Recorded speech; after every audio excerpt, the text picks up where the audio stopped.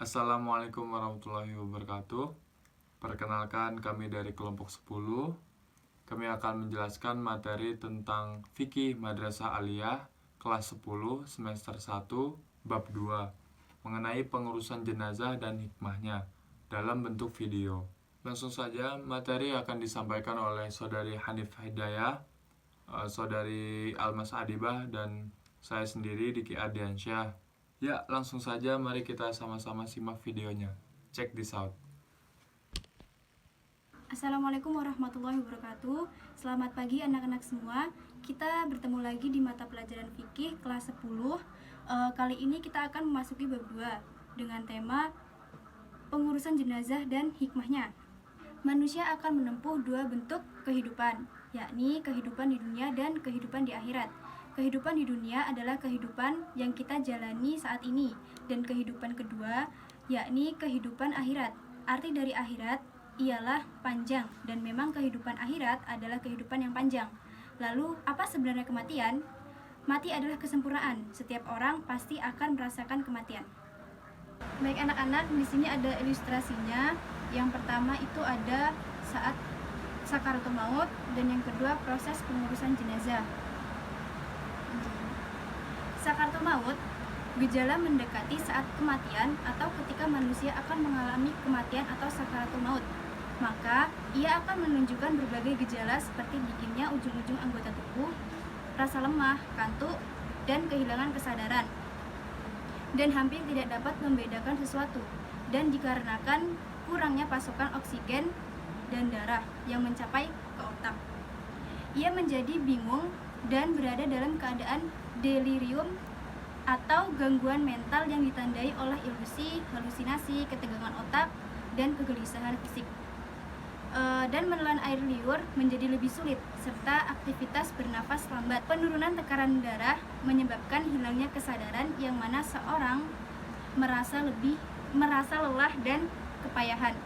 Ada beberapa hal yang perlu dilakukan ketika menjumpai orang yang baru saja meninggal dunia. Di antaranya, yang pertama, apabila mata masih terbuka, pejamkan matanya dengan mengurut pelupuk mata pelan-pelan. Yang kedua, apabila mulut masih terbuka, katupkan dengan tali atau selendang agar tidak kembali terbuka.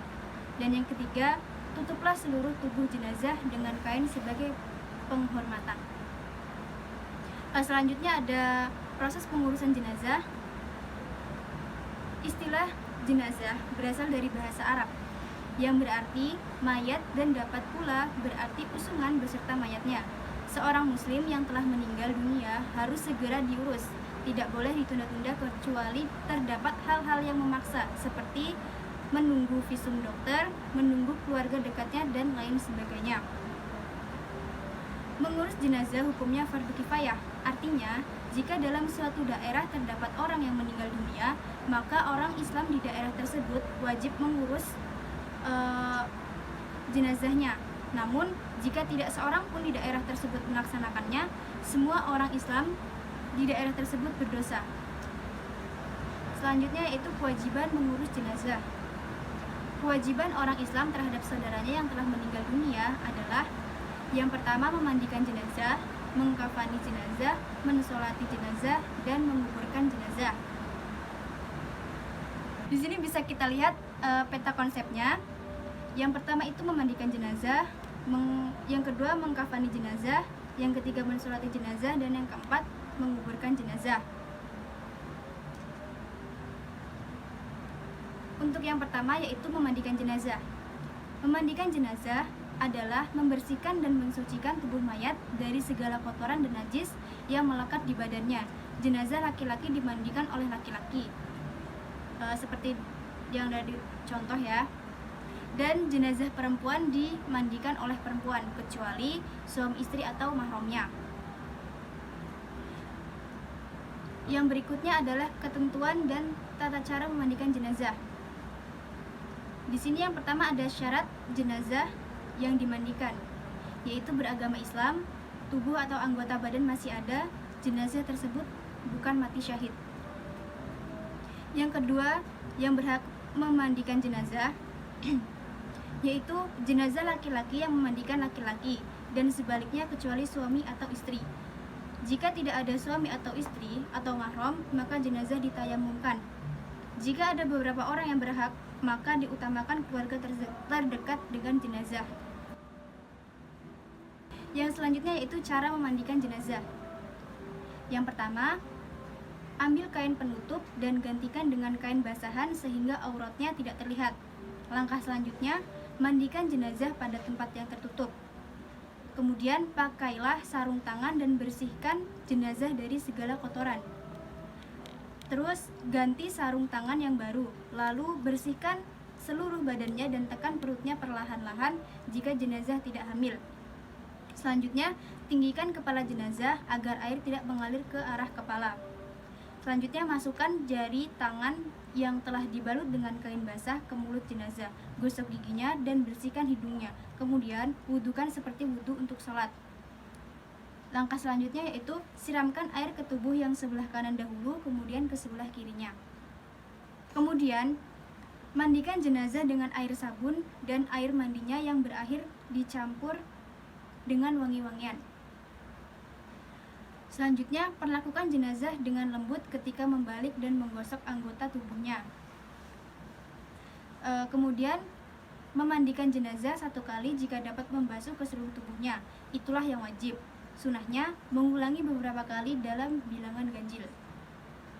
Jika keluar najis dari jenazah itu setelah dimandikan dari badannya, wajib dibuang dan dimandikan kembali. Jika keluar najis setelah di atas kafan, tidak perlu untuk diulang mandinya, tetapi cukup untuk membuang najisnya saja. Kemudian keringkan tubuh jenazah setelah dimandikan dengan kain atau handuk sehingga tidak membasahi kafannya. Selesai mandi, sebelum dikafani, berilah wangi-wangian yang tidak mengandung alkohol. Pemberian wangian untuk jenazah sebaiknya menggunakan kapur barus. Selanjutnya, Ibu akan menjelaskan tentang mengafani jenazah. Dan bisa dilihat gambarnya. Ada ketentuannya. 1. Kain yang digunakan hendaklah bagus, bersih dan menutupi seluruh tubuh. 2. Kain kafan hendaklah berwarna putih. 3. Jumlah kain kafan bagi laki-laki hendaklah 3 lapis, sedangkan perempuan 5 lapis. Yang keempat, sebelum digunakan untuk membungkus, kain kafan hendaknya diberi wangi-wangian. Yang kelima, tidak berlebihan dalam mengafani jenazah. Cara mengafani jenazah laki-laki. Yang pertama, bentangkan kain kafan sehelai demi sehelai, yang paling bawah lebih besar dan luas. Sebaiknya masing-masing helai diberi kapur barus. Yang kedua, angkatlah jenazah dalam keadaan tertutup dengan kain dan letakkan di atas kain kafan memanjang lalu ditaburi dengan wangi-wangian. Yang ketiga, tutuplah lubang-lubang yang mungkin masih mengeluarkan kotoran dengan kapas. Yang keempat, selimutkan kain kafan sebelah kanan yang paling atas, kemudian ujung lembar sebelah kiri. Selanjutnya, lakukan selembar demi selembar dengan cara yang lembut. Yang kelima, ikatlah dengan tali yang sudah disiapkan sebelumnya di bawah kain kafan 3 atau 5 ikatan. Lepaskan ikatan setelah dibaringkan di liang lahat. Yang keenam, jika kain kafan tidak cukup menutupi seluruh badan jenazah, tutupkanlah bagian auratnya. Bagian kaki yang terbuka boleh ditutup dengan rerumputan atau daun kayu atau kertas dan semisalnya. Jika tidak ada kain kafan kecuali sekadar untuk menutup auratnya saja, tutuplah dengan apa saja yang ada. Jika banyak jenazah dan kain kafannya sedikit, boleh dikafankan 2 atau 3 orang dalam satu kain kafan. Kemudian kuburkan dalam satu liang lahat, sebagaimana dilakukan terhadap syuhada dalam perang Uhud. Cara mengkafani jenazah perempuan. Yang pertama, kain kafan perempuan terdiri atas 5 lembar kain kafan putih, yaitu lembar pertama yang paling bawah untuk menutupi seluruh badannya yang lebih lebar. Lembar kedua untuk kerudung kepala. Lembar ketiga untuk baju kurung. Lembar keempat untuk menutup pinggang hingga kaki. Lembar kelima untuk pinggul dan pahanya. Mengafani jenazah perempuan sebagai berikut. Yang pertama, susunlah kain kafan yang sudah dipotong-potong untuk masing-masing bagian dengan tertib. Kemudian angkatlah jenazah dalam keadaan tertutup dengan kain dan letakkan di atas kain kafan sejajar serta taburi dengan wangi-wangian atau dengan kapur barus. Yang kedua, tutup lubang-lubang yang mungkin masih mengeluarkan kotoran dengan kapas. Yang ketiga, tutupkan kain pembungkus pada kedua pahanya. Yang keempat, pakaikan sarung, cukup disobek saja, tidak dijahit. Yang kelima, pakaikan baju kurungnya, cukup disobek saja, tidak dijahit. Yang keenam, dandanilah rambutnya 3 dandanan, lalu julurkan ke belakang. Yang ketujuh, pakaikan penutup kepalanya atau kerudung. Yang kedelapan, membungkusnya dengan lembar kain terakhir dengan cara menemukan kedua ujung kain kiri dan kanan lalu digulung ke dalam. Setelah itu, ikat dengan sobekan pinggir kain kafan yang setelahnya telah disiapkan di bagian bawah kain kafan, 3 atau 5 ikatan, dan dilepaskan ikatannya setelah diletakkan di dalam liang lahat. Setelah itu, siap untuk disolatkan. Baik, di sini Bapak akan menjelaskan tentang cara mensolati jenazah. Bisa dilihat ya, itu gambarnya seperti itu, contohnya seperti itu. Adapun tata cara pelaksananya adalah yang pertama, takbir pertama membaca niat dan membaca surah Al-Fatihah. Untuk niat kepada jenazah laki-laki, yaitu saya niat sholat atas mayit laki-laki ini 4 takbir fardu kifayah karena Allah Ta'ala. Untuk jenazah perempuan, saya niat sholat atas mayit perempuan ini 4 takbir fardu kifayah karena Allah Ta'ala. Untuk jenazah gaib, artinya aku mengajam sembahyang jenazah gaib 4 takbir fardu kifayah karena Allah Ta'ala. Takbir kedua membaca sholawat Nabi. Takbir ketiga yaitu membaca doa setelah takbir yang berbunyi, Ya Allah, ampunilah dia, sayangilah dia, selamatkanlah dia, dan maafkanlah dia. Selanjutnya membaca doa setelah takbir keempat, yang artinya, Ya Allah, janganlah engkau haramkan kami dari pahalanya, dan janganlah engkau beri fitnah kepada kami setelah kematiannya, dan ampunilah kami dan juga dia. Yang terakhir yaitu salam. Untuk soal jenazah sendiri, barisan pertama atau shaf pertama dengan shaf kedua tidak terlalu renggang, karena di soal jenazah ini tidak menggunakan ruku dan sujud. Selanjutnya yaitu menguburkan jenazah. Yang pertama, turunlah 3 orang ke liang lahat guna menerima jenazah. Ada yang menerima jenazah pada bagian kepala, bagian tengah, dan bagian kaki. Kemudian angkatlah jenazah pelan-pelan. Orang yang berada di atas liang lahat bertugas mengangkat jenazah. Ada yang memegangi kepala, perut, dan kaki. Masukkan jenazah dari arah kaki kubur atau dari samping kubur, mana yang mudah. Taruhlah jenazah di liang lahat dan menghadap kiblat. Berilah penyangga dengan tanah secukupnya agar jenazah tetap miring. Penyangga diletakkan pada bagian kepala dan punggung serta paha. Kenakan pipi kanan jenazah dengan tanah. Oleh karena itu, lepaskan tali pocong kain kafan, dilonggarkan di bagian kepala agar mudah ditarik untuk meletakkan pipi mengenai tanah. Membaca azan dan iqamah pada jenazah.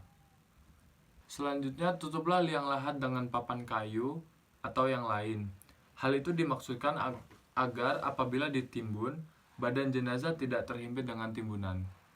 Timbunlah pelan-pelan liang lahat sampai selesai. Maksudnya, agar penutup liang lahat tidak patah. Timbuhan ditinggikan dari tanah sekitarnya agar tidak tergenang air apabila hujan. Berilah tanda dari kayu atau batu. Mentalkin dan mendoakan jenazah dan keluarga yang ditinggalkannya. Selanjutnya kita dapat mengambil hikmah dari materi yang di atas.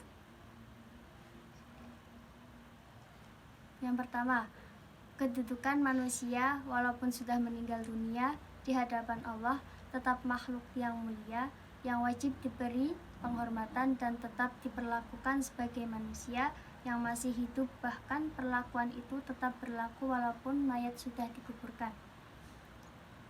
Yang kedua, memandikan jenazah berarti menyucikan jenazah dari segala kotoran dan najis. Ketika disolatkan jenazah sudah dalam keadaan bersih. Hal seperti itu memberi contoh betapa Islam itu mengajarkan atau memberikan pelajaran menekankan kebersihan bukan hanya sewaktu masih hidup, setelah meninggal pun kebersihan tetap harus ditegakkan. Yang ketiga, mengafani mayat berarti menutupi seluruh tubuh mayat dengan kain atau apa saja yang dapat melindungi tubuh dari pandangan yang boleh jadi akan menimbulkan fitnah apabila tanpa pelindung. Hal ini akan menambah keyakinan kepada kita, baik keluarga dekat dan jauh, serta tetangga bahwa kehormatan seseorang bukan hanya terletak pada kemampuan, kepemimpinan, dan kekuatan, tetapi yang paling dasar adalah pada kesanggupan melindungi atau menutupi dari pandangan yang dapat mendatangkan fitnah dan celaan. Yang keempat, mensolati jenazah berarti mendoakan mayat. Isi doa adalah permohonan agar mayat mendapat ampunan, kasih sayang, dan terlepas dari siksa kubur dan siksa akhirat.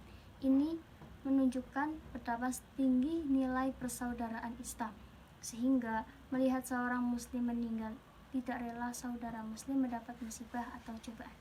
Yang kelima, keseluruhan penyelenggaraan jenazah difardukan kifayah kepada umat Islam. Kewajiban ini akan mendorong setiap orang untuk mempererat dan senantiasa berusaha meningkatkan persaudaraan sesama muslim semasa hidup. Ya anak-anak, di akhir pertemuan kita akan melakukan ujian ya, yaitu dengan mempraktikkan pengurusan jenazah yang terdiri dari mempraktekkan memandikan, praktek mengafani, praktek menyolatkan, dan juga praktek menguburkan jenazah. Ya, saya harap semuanya sudah paham ya tentang cara mempraktekkan pengurusan jenazah. Mudah-mudahan bisa diamalkan, dan juga jika ada tetangga atau keluarga kerabat yang meninggal, kita bisa lebih paham untuk melakukan tindakan pengurusan jenazah. Mungkin itu saja yang bisa kami sampaikan. Kurang lebihnya mohon maaf bila ada kata-kata yang salah. Bila ada kata-kata yang salah atau kurang berkenan, mohon dimaafkan. Terima kasih. Wassalamualaikum warahmatullahi wabarakatuh.